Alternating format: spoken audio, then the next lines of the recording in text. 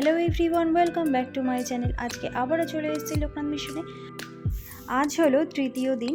তো দেখতেই পাচ্ছেন আজকে কিন্তু নতুন করে ডেকোরেশন হচ্ছে। আজকে কিন্তু রজনীগন্ধা দিয়ে ডেকোরেশনটা করা হচ্ছে, যেহেতু কালকে বাবার মাথায় জল ঢালা আছে।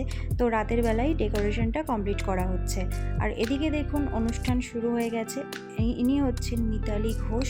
ইনি লোকনাথ বাবারই গান গায়। অনেকেই হয়তো জানেন বা চেনেন, অনেকেই হয়তো শুনেছেন এনার গান। তো যাই হোক, দেখুন এখন কিন্তু ডেকোরেশনটা হচ্ছে। গানগুলো দিতে পারলাম না কপিরাইট প্রবলেমের জন্য। অবশ্যই আমি শর্টসে সব দিয়ে দেবো, আপনারা অবশ্যই দেখে নেবেন। আজকে আমি একদম একা, বাকিরা সবাই বাড়ি চলে গেছিলো।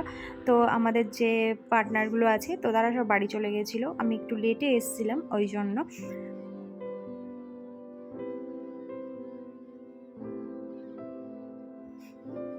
আর এই দেখুন এদিকে সব ডান্স শুরু হয়ে গেছে। ইনি হলেন আমাদের এই লোকনাথ মন্দিরের পুরোহিত মশাই।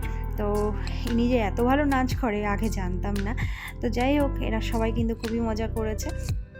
এবার দেখাই ডেকোরেশন এখন একদম কমপ্লিট হয়ে গেছে। দেখুন কত সুন্দর লাগছে ডেকোরেশনটা, রজনীগন্ধা দিয়ে সাজিয়েছে, এত সুন্দর আর এত সুন্দর সেন্ট বেরোচ্ছে না, মানে কি বলবো, মানে খুবই সুন্দর লাগছিল আজকের ডেকোরেশনটা।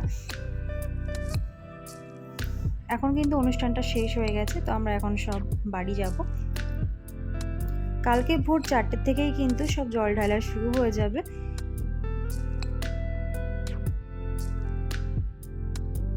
তো চলুন এখন বাড়ির দিকে যাওয়া যাক। দেখা হচ্ছে আবার কালকে আরেকটি ব্লগ নিয়ে। ততক্ষণের জন্য সবাই ভালো থাকবেন, সুস্থ থাকবেন।